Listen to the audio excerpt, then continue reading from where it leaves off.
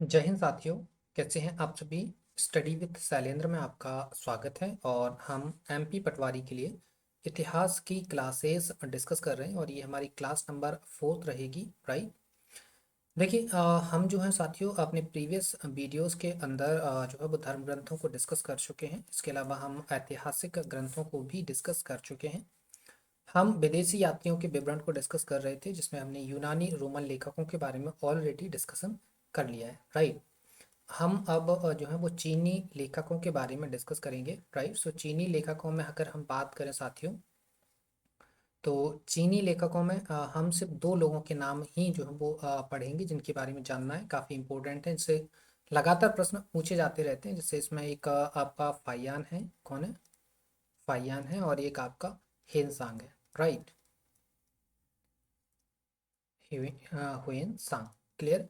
तो ये दो लेखक जो हैं, चीनी लेखक जो हैं, वो आपके चीनी लेखकों के लिए आपके इम्पोर्टेंट। तो इन दोनों पे आप डबल स्टार लगा के लिखेंगे और इनकी जानकारी को आप प्रॉपर तरीके से याद कर लेंगे, क्लियर है, क्योंकि इनसे ज़्यादा प्रश्न आपके पूछे जाते हैं। अरबी लेखकों की अगर हम बात करें साथियों, तो अरबी लेखकों में भी आपको दो ही लेखकों के नाम याद रखना है, जिसमें एक आपका रहेगा अलबरूनी, ठीक है। एक अलबरूनी को आप याद रखेंगे और दूसरा आप इब्न बतूता को याद रखेंगे, ठीक है। किसको याद रखेंगे साथियों, आप याद रखेंगे इब्न बतूता को, ठीक है, इब्न बतूता, राइट। इसके अलावा हम कुछ अन्य लेखकों में दो ही अन्य लेखकों में ही दो लोगों के नाम याद रखेंगे। एक नाम रहेगा तारानाथ जी का, जो कि तिब्बती लेखक हैं, और दूसरा नाम याद रखेंगे आप मार्को पोलो का, राइट। दूसरा नाम किसका याद रखेंगे, आप याद रखेंगे मार्को पोलो का, ठीक है, क्लियर। तो फिर हम चलते हैं अपने आगे की तरफ, राइट। तो देखिए, हमने क्या बताया कि हम सबसे पहले क्या डिस्कस करते हैं। हम सबसे पहले जो है वो चीनी लेखकों के बारे में डिस्कस करते हैं, चीनी लेखक। तो चीनी लेखकों में कौन कौन से बताए थे, दो बताए थे। पहला पहला कौन सा बताया था, पहला आपको फाइयान बताया था। तो सबसे पहले हम फाइयान की चर्चा कर लेते हैं, राइट।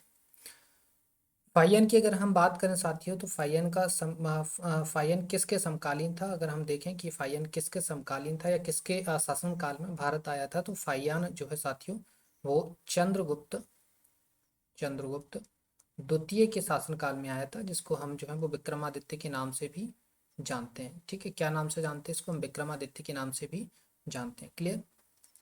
अगर हम देखें कि फाइयान के विवरण से क्या क्या जानकारी मिलती है, विवरण से जानकारी, तो जरा देखिए इसके विवरण से क्या जानकारी मिल जाती है आपको।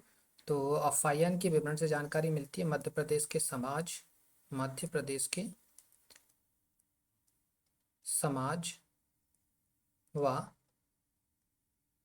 संस्कृति के बारे में, राइट, क्लियर। तो आपको क्या क्या याद रखना है कि फाइयान के जो विवरण है उससे हमको मध्य प्रदेश के समाज और संस्कृति के बारे में जानकारी मिल जाती है, राइट। इसके अलावा फाइयान का एक नोट आपको याद रखना, आपको ये नोट ये है कि फाइयान के अनुसार, फाहियान के अनुसार मध्य प्रदेश की जनता सुखी व समृद्ध थी, सुखी व समृद्ध थी, ठीक है, क्लियर। तो ये आप याद रखेंगे कि फाइयान के अनुसार जो है वो मध्य प्रदेश की जनता कैसी थी, काफ़ी सुखी थी, समृद्ध थी, राइट। तो ये हमने फाइयान के बारे में जान लिया है, और फाइयान के बारे में इतनी ही इंफॉर्मेशन आपको याद रखना है, ठीक है। फाइयान के बाद हम हेनसांग पे आ जाते हैं, राइट। सेकेंड नंबर कौन सा है हमारा, हेनसांग का है। तो हेनसांग के बारे में आप देख लीजिए ज़रा। हेनसांग के बारे में देखिए, ये किसके समकालीन था, सबसे पहले ये देखते हैं, क्योंकि इसके समकालीन से लेकर काफ़ी ज़्यादा प्रश्न पूछा जाता है, कि अक्सर ये प्रश्न आया हुआ है कि हेनसांग किसके समकालीन था, या हेनसांग किसके दरबार में आया था, या हेनसांग किसके समय भारत आया था, राइट। ये प्रश्न कई बार पूछा जाता है, ठीक है। तो लिखिए समकालीन किसका है ये जो है वो हर्षवर्धन का समकालीन है, ठीक है। किसके समकालीन है, हर्षवर्धन के समकालीन है, ठीक है। देखिए साथियों, इसका ये जो है ना साथियों, भारत में इसने जो है वो नालंदा विश्वविद्यालय के अंदर जो है वो अध्ययन किया था, राइट। तो लिख सकते हैं 15 वर्षों तक नालंदा विश्वविद्यालय में अध्ययन किया, राइट। ठीक है, ये आपने नोट कर लिया, राइट। इसने क्या किया, 15 वर्षों तक नालंदा विश्वविद्यालय में अध्ययन किया। इसके अलावा इससे अक्सर एक प्रश्न और पूछा जाता है इसका यात्रा वृत्तांत को लेकर, कि इसका यात्रा वृत्तांत जो है वो किस नाम से फेमस है, ठीक है। इसके अलावा दूसरा प्रश्न इससे पूछा जाता है इसका उपनाम, कि इसका उपनाम क्या दिया गया था या इसको संज्ञा क्या दी गई थी, राइट। क्या दिया गया था, संज्ञा या उपनाम क्या दिया गया था। ये दो इसके क्वेश्चन जो है वो वेरी वेरी इंपॉर्टेंट है, तो इनको भी आप डबल स्टार लगाकर लिखेंगे, ठीक है। यात्रा वृत्तांत की हम बात करें तो यात्रा वृत्तांत इसका सी यू की के नाम से जो है वो फेमस है। इसके अलावा उपनाम की हम बात करें साथियों, तो इसका जो उपनाम है वो यात्रियों का राजकुमार है। क्या है, यात्रियों का राजकुमार, राइट। तो ये 2 पॉइंट आप याद रखेंगे, क्लियर। ये दोनों की दोनों पॉइंट्स आपके लिए काफ़ी ज़्यादा महत्वपूर्ण है और इससे जो है वो बार बार प्रश्न पूछे जाते हैं, ठीक है। हमने आपको दो ही नाम आपको याद करवाए हैं, एक फाइयान बताया है और एक आपको हेनसांग बताया है, और दोनों ही आपके लिए इम्पोर्टेंट है, ठीक है। तो चीनी लेखकों में आपको सिर्फ दो ही नाम याद रखना है और इन दोनों की ही इंफॉर्मेशन आपको याद रखना है, ठीक है, क्लियर। चलिए तो आगे आ जाएं क्या हम। अब हम जो है वो अरबी लेखकों की बात कर लेते हैं, क्लियर। किसकी बात कर लेते हैं, अरबी लेखक, ठीक है। तो अरबी लेखक में भी आपको दो ही नाम याद रखना है। पहला नाम आप अल बरूनी का याद रखेंगे, क्लियर। क्या नाम ना याद किसका नाम याद रखेंगे, अल बरूनी का, ठीक है। अब देखिए अल बरूनी भारत आया था, किसके साथ भारत आया था, ये महमूद गजनबी के साथ भारत आया था। तो पहला पॉइंट लिखेंगे, महमूद गजनबी के साथ भारत आया, राइट। ये पॉइंट आप याद रखेंगे। इसके अलावा एक छोटा सा आप नोट जरूर लिख लीजिएगा कि महमूद गजनबी के साथ काफ़ी सारे लोग भारत आए थे, अलबरूनी ही उसमें अकेला शामिल नहीं था। तो लिख सकते हैं यहाँ पर, यहाँ पॉइंट लिखिए, महमूद गजनबी के साथ भारत आने वाले कौन कौन थे, जरा देखिए। नंबर 1 उत्वी भारत आया था, ठीक है। दूसरा फिरदौसी भारत आया था, ठीक है। फिरदौसी की तो एक बुक भी काफ़ी ज़्यादा फेमस है, वो बुक का नाम है शाहनामा, ठीक है, क्लियर। फिर अलबरूनी की हम बात कर रहे हैं, जिसकी हम अभी डिस्कशन कर रहे हैं। अलबरूनी की भी एक बुक है, वो भी काफ़ी ज़्यादा फेमस है। उस बुक का नाम है किताब उल हिंद, राइट। क्या नाम है, किताब उल हिंद, ठीक है, क्लियर। इसके अलावा 4th नंबर पे जो है इसके साथ आया था बैहाकी, राइट। ये जो व्यक्ति हैं ये सभी के सभी महमूद गजनबी के साथ जो है वो भारत आए थे, ठीक है, क्लियर। आगे आपको समझ में। अब हम बात करते हैं इसके विवरण से क्या जानकारी मिलती है उसके बारे में भी देख लेते हैं। देखिए, विवरण से जानकारी, राइट। तो देखिए अलबरूनी के विवरणों से जो हमको जानकारी मिलती है वो है राजपूत कालीन समाज के बारे में हमको अलबरूनी के विवरण से जानकारी मिल जाती है। इसके अलावा उस टाइम चलने वाले धर्म और रीति रिवाज, इसके अलावा राजनीति, इन सभी तथ्यों के बारे में हमको अल बरूनी के विवरणों से इन सभी तथ्यों की जानकारी हमको जो है वो मिल जाती है, ठीक है, क्लियर साथियों। आगे आपको इतना समझ में, हमने क्या देखा, अल बरूनी जो है वो किसके साथ भारत आया था, अल बरूनी महमूद गजनवी के साथ भारत आया था, राइट। और महमूद गजनवी के साथ भारत आने वाले लोग भी हमने देख लीजिए कौन कौन से हैं, कुतबी है, फिरदौसी है, अलबरूनी है और बैहाकी है, ठीक है। इन दोनों की बुक्स के भी नाम जो है हमने लिखे हुए हैं। क्या नाम लिखा है, फिरदौसी की बुक का नाम हमने शाहनामा लिखा है और अलबरूनी की बुक का नाम किताब उल हिंद लिखा है। राइट।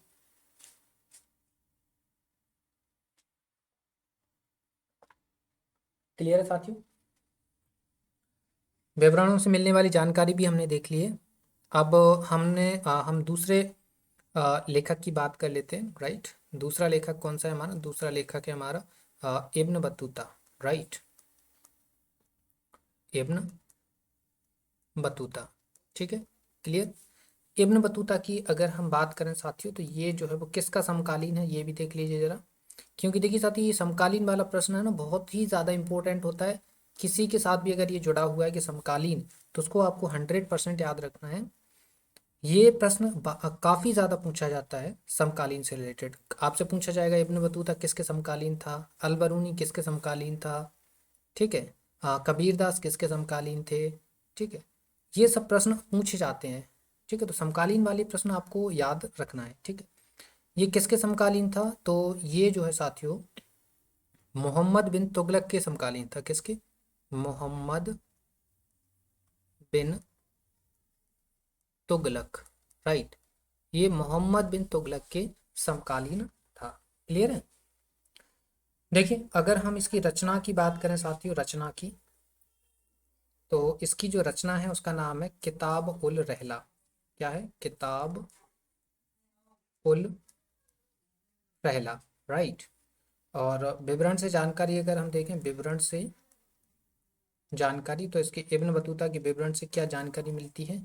इसके विवरण से जानकारी मिलती है हमको तुगलक डायनेस्टी की। किसकी जानकारी मिलती है हमको? तुगलक डायनेस्टी की हमको जो है वो इसकी इब्न बतूता का जो विवरण है उससे हमको तुगलक डायनेस्टी की जानकारी मिल जाती है। इट मीन्स हम बोल सकते हैं कि इब्न बतूता के बारे में अगर तुगलक डायनेस्टी अगर ऑप्शन में नहीं मिलता है, तो फिर आपको दिल्ली डायनेस्टी मिलेगा। ठीक है, क्योंकि तुगलक डायनेस्टी जो है वो दिल्ली डायनेस्टी का ही हिस्सा है। राइट। तो इब्न बतूता की जो विवरण है उससे आपको क्या जानकारी मिलती है? उससे आपको तुगलक डायनेस्टी की जानकारी मिलती है। इसके अलावा दिल्ली डायनेस्टी की जानकारी यहाँ से आपको देखने के लिए मिल जाती है। ठीक है। क्लियर।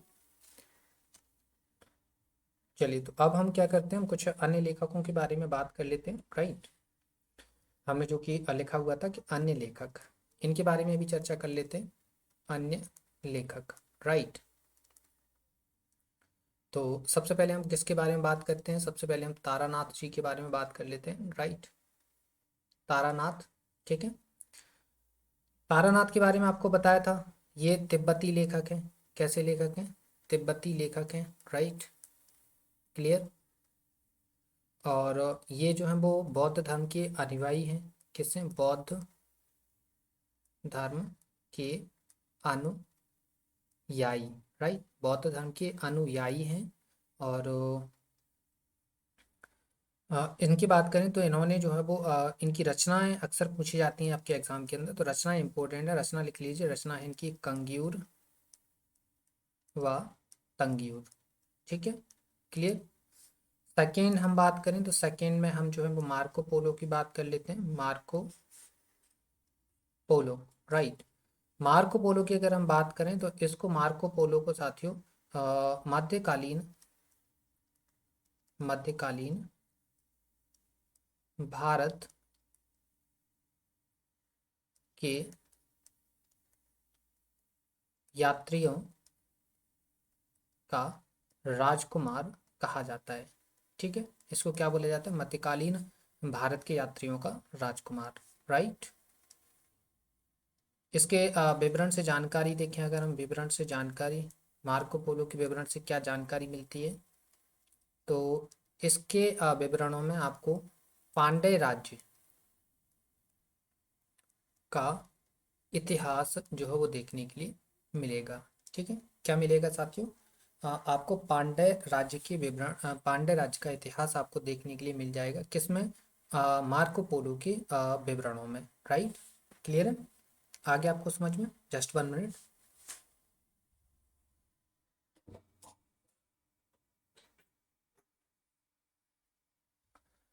देखिए साथियों, ये हमने अब अपना जो है वो विदेशी यात्रियों का वाला जो पोर्शन है वो ख़त्म कर लिया है। अब हम क्या करते हैं, अब हम आ जाते हैं किस पर, पुरातात्विक साक्ष्यों पर, राइट। पुरातात्विक साक्ष्य, राइट। तो हम देखिए पुरातात्विक साक्ष्यों के बारे में बात कर रहे हैं। पुरातात्विक साक्ष्यों के अंदर आप देखेंगे तो हम किन चीज़ों को शामिल करते हैं, शामिल किन किन को शामिल करते हैं, जिन्हें जिन्हें खुदाई के दौरान, खुदाई के दौरान खोजा गया हो, राइट। अमूमन ऐसा ही माना जाता है, लेकिन ये जो डेफिनेशन आपने पढ़ी है, ये डेफिनेशन पूरी तरह राइट नहीं है, ठीक है। क्लियर। क्या बोला, अमूमन ये माना जाता है कि जिन्हें खुदाई के दौरान खोजा गया है वो सभी साक्ष्य पुरातात्विक साक्ष्य होंगे। हाँ, ये सही है कि जिन्हें खुदाई के दौरान खोजा गया है वो पुरातात्विक साक्ष्य हैं, लेकिन ये जो डेफिनेशन है वो कंप्लीट नहीं है, ठीक है। क्या नहीं है, ये डेफिनेशन कंप्लीट नहीं है, ठीक है। आपको समझ में आ गया, ठीक है। अब हम पुरातात्विक साक्ष्यों की बात करते हैं, तो पुरातात्विक साक्ष्यों के अंदर हम जो है वो अभिलेखों को शामिल करते हैं। किसको शामिल करते हैं, अभिलेखों को शामिल करते हैं, राइट। इसके अंदर हम स्तंभ लेखों को शामिल करते हैं। किसको शामिल करते हैं, स्तंभ लेखों को शामिल करते हैं। और इसके अंदर हम सिक्कों को शामिल कर लेते हैं। किसको शामिल कर लेते हैं, सिक्कों को। और ठीक है, ये हो गया। किसके अलावा, इसके अलावा अदर चीज़ों को भी हम इसमें, अदर फैक्ट्स को भी इसमें इंक्लूड कर लेते हैं, ठीक है। क्लियर है साथियों। चलिए, तो अब हम क्या करते हैं, हम बारी बारी से सारी चीज़ों को समझ लेते हैं। क्लियर। तो सबसे पहले हम क्या, अभिलेख को डिस्कस करेंगे, फिर हम स्तंभ लेखों को डिस्कस करेंगे, फिर सिक्कों को डिस्कस करेंगे, और फिर हम अदर फैक्ट्स पर आ जाएंगे, ठीक है। क्लियर। जरा देखिए, सबसे पहले हम अभिलेखों की बात कर रहे हैं। किसकी बात कर रहे हैं साथियों, अभिलेखों की बात कर रहे हैं, ठीक है। तो अभिलेखों में सबसे पहले आप हेडिंग डालिए, हाथी गुम्फा, हाथी गुम्फा अभिलेख, राइट। हाथी गुम्फा अभिलेख आप हेडिंग डालेंगे अभिलेखों के अंदर। और इसको लिखिए ज़रा, ये जो अभिलेख है ना, ये लिखिए संबंधित शासक, संबंधित शासक, राइट। तो हाथी गुम्फा जो अभिलेख है साथियों, ये खारवेल का है। किसका है, खारवेल का, ठीक है। क्लियर। इसके अलावा हम बात करें इसमें सर्वप्रथम, सर्वप्रथम भारतवर्ष, भारतवर्ष का जिक्र, राइट। थर्ड आप क्या याद रखेंगे, थर्ड आप याद रखेंगे तिथि रहित अभिलेख। क्लियर है। ये कैसा अभिलेख है साथियों, ये जो है वो तिथि रहित अभिलेख है, ठीक है। समझ में आ गया। हाथी गुम्फा अभिलेख आप नोट कर लेंगे, ये पहला पॉइंट हो गया अभिलेखों का। सेकेंड पॉइंट हम बात करते हैं, देखिए सेकेंड, बोगज कोई अभिलेख, राइट। बोगज कोई अभिलेख की हम बात कर रहे हैं, ठीक है। अब देखिए जरा साथियों, इसका पॉइंट लिखिए, इसके बारे में लिखिए, वैदिक देवता, वैदिक देवता मित्र, वरुण, इंद्र और नासत्य को समर्पित, राइट। ये देखिए फैक्चुअल इंफॉर्मेशन, आप इसको याद कर लीजिएगा। क्लियर है। नेक्स्ट याद, नेक्स्ट पॉइंट लिखेंगे, ये जो है वो 1400 BC का अभिलेख है, 1400 BC का अभिलेख है, राइट। और ये जो है वो आपको साथियों, ये हमको जो है वो एशिया माइनर से प्राप्त, ठीक है। कहाँ से प्राप्त हुआ, ये एशिया माइनर से प्राप्त, राइट। क्लियर है, समझ में आ गया आपको। कहाँ से प्राप्त है साथियों, ये जो है वो एशिया माइनर से प्राप्त हुआ है, ठीक है। क्लियर है।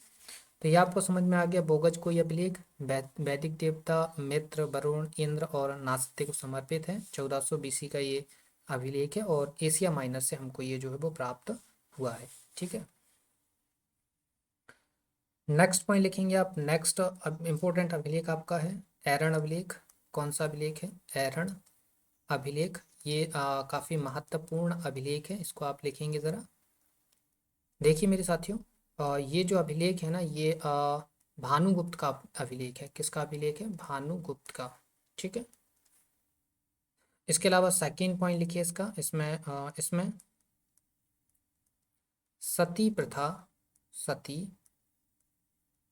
प्रथा का उल्लेख हमको मिलता है। ठीक है। इसके अलावा ये जो है आपका जो 510 ईस्वी का अभिलेख है, ये कब का अभिलेख है? 510 ईस्वी का ये अभिलेख है। और इसके अलावा ये सागर के पास, ये आपने सुना होगा, सागर एमपी वाला। ठीक है। सागर के पास एरण से प्राप्त। राइट। तो ये पॉइंट आप याद रखेंगे। ठीक है साथियों, क्लियर है? समझ में आ गया आपको? ये जो एरन अभिलेख है वो भानुगुप्त का अभिलेख है और इसमें सती प्रथा का उल्लेख है। और 510 एडी में जो है वो ये कहा जाता है कि जो एरन अभिलेख है वो 510 एडी का अभिलेख है और सागर के पास एरन से इसको जो है वो खोजा गया है या प्राप्त किया गया है। ठीक है, क्लियर? कुछ और अभिलेख हैं, जरा देखिए। जैसे कि एक अभिलेख है आपका प्रयाग प्रशस्ति अभिलेख। ठीक है, कितने हो गए? 3 हो गए। फोर्थ लिखिए, प्रयाग प्रशस्ति अभिलेख। तो ये जो प्रयाग प्रशस्ति अभिलेख है ना, ये जो है वो साथियों समुद्रगुप्त का अभिलेख है। किसका है? समुद्र गुप्त का अभिलेख है। राइट। इसके अलावा हम बात करें जूनागढ़ अभिलेख की। राइट। किसकी? जूनागढ़ अभिलेख की। तो जूनागढ़ अभिलेख जो है ना साथियों, ये है आपका रुद्रा दमन का अभिलेख। किसका है? रुद्र दमन का अभिलेख। ठीक है। नेक्स्ट अगर हम बात करें साथियों किसका? नासिक अभिलेख के बारे में। किसके बारे में? नासिक अभिलेख के बारे में। तो मेरे साथियों जो नासिक अभिलेख है ना, ये गौतमी बलश्री का अभिलेख है। किसका है? गौतमी बलश्री का अभिलेख है। ठीक है। इसके अलावा हम बात करें किसका? ऐहोल अभिलेख की। ये प्रश्न कई बार पूछा गया है, ऐहोल। ठीक है, ये ला बना हुआ है, इसको जस्ट मिनट मिटा के सही से लिख देते हैं। ऐहोल अभिलेख। राइट। तो देखिए मेरे साथियों, जो ऐहोल ऐहोल अभिलेख है ना, ये पुलेकिसन द्वितीय का अभिलेख है। क्लियर? किसका अभिलेख है ये? पुलेकिसन द्वितीय का अभिलेख है। ठीक है, आगे आपको समझ में। इसके अलावा लास्ट में एक नोट डाल के आप लिखेंगे। नोट क्या लिखेंगे? अभिलेखों के अध्ययन को, अभिलेखों के अध्ययन को इपिग्राफी कहा जाता है। राइट। क्या कहा जाता है? इपिग्राफी कहा जाता है। ठीक है, क्लियर है? इतना आपको समझ में आ गया? ठीक है। तो ये हमारे कुछ अभिलेख थे। उम्मीद है आपको चीज़ें समझ में आई होंगी। अभिलेखों का फिर से अगेन रिवीजन कर लेते हैं। हमने सबसे पहले जो है वो हाथी गुम्फा अभिलेख देखा। कौन सा अभिलेख देखा? हमने सबसे पहले हाथी गुम्फा अभिलेख देखा। राइट। और इसके बाद इसके बारे में देखा तो सबसे पहले ये जो है वो इसके संबंधित राजा की बात करें तो संबंधित राजा कौन सा है? संबंधित राजा की अगर हम बात करें साथियों तो संबंधित राजा है खारवेल जी। कौन है? खारवेल। और सर्वप्रथम इसमें भारतवर्ष का जिक्र किया गया। ये तिथि रहित अभिलेख है। क्लियर है? इसके अलावा वैदिक देवता मित्र, वरुण, इंद्र और नासत्य को ये अभिलेख समर्पित है, जो कि वो बोगज कोई अभिलेख है। क्लियर?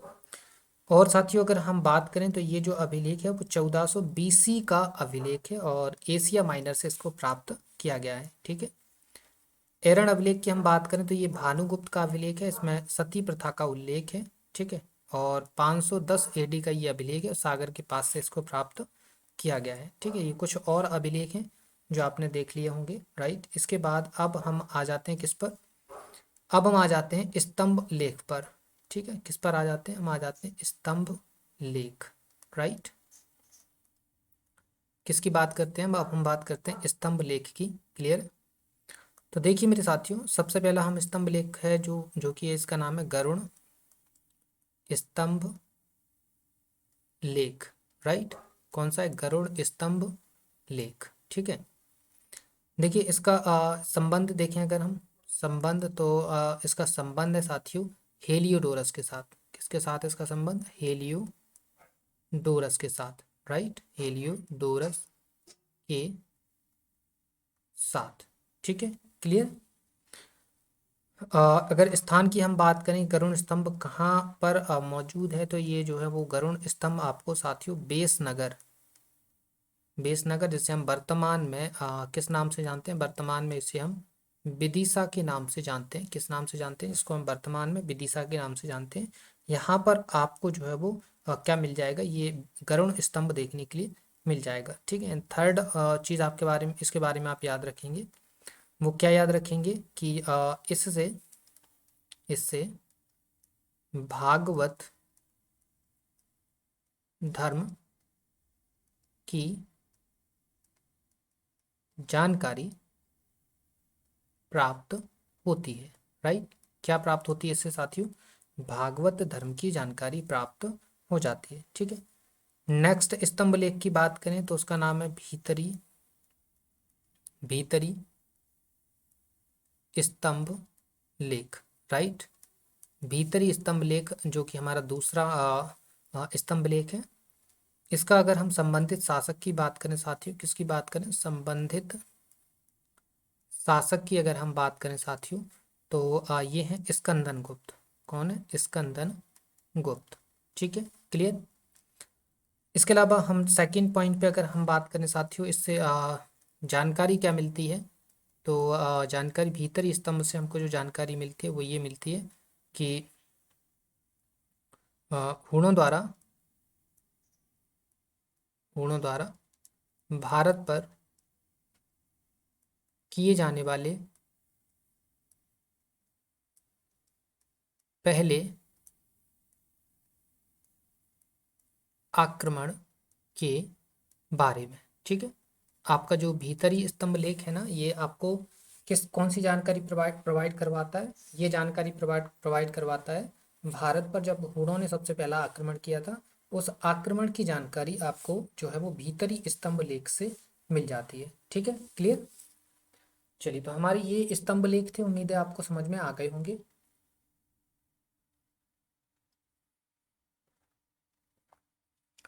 अब हम क्या करते हैं, हम थोड़ा सा आगे और डिस्कस करते हैं। ठीक है,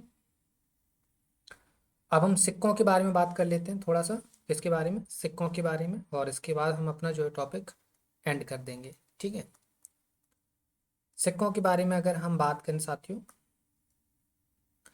तो पहला पॉइंट आप याद रखेंगे प्राचीनतम सिक्के। प्राचीनतम सिक्के को जो है साथियों, या प्राचीनतम सिक्कों को हम बोलते थे क्या? हम बोलते थे इनको आहत सिक्का।